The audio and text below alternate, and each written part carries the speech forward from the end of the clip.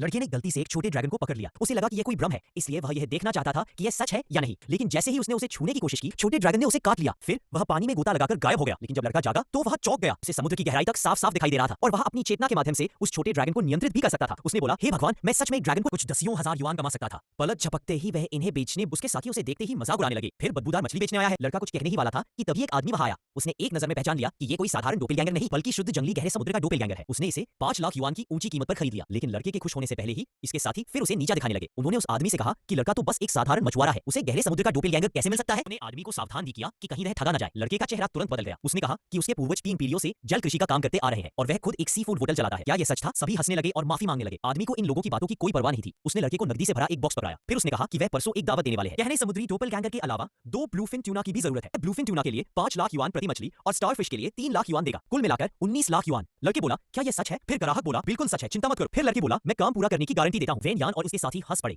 उन्हें लगा लड़का बड़े बड़े दावे कर रहा है, क्योंकि आम आदमी के लिए यह सौदा जीवन भर में भी नहीं होता। उन्हें पता नहीं था कि लड़का अब साधारण नहीं रहा। उसने छोटे ड्रैगन को सारी बातें बता दी और मछलियों के किनारे आने का इंतजार करने लगा। 2 मिनट भी नहीं बीते थे कि छोटे ड्रैगन ने सारी ब्लूफिन ट्यूना पकड़ कर दी थी। घर पहुंचकर उसने अपनी बहन के साथ खाना खाया। फिर उस आदमी से संपर्क करने लगा, लेकिन वह आदमी फोन पर नहीं मिला। उधर वह आदमी भी ट्यूना ढूंढ रहा था। उसे चिंता थी कि लड़का काम पूरा नहीं कर पाएगा, इसलिए वह जोखिम नहीं लेना चाहता था। इधर लड़का संपर्क नहीं कर पाया तो वह पहले अपनी बहन से मछली लेने पहुंचा और संयोग से वह आदमी भी वहीं आ गया।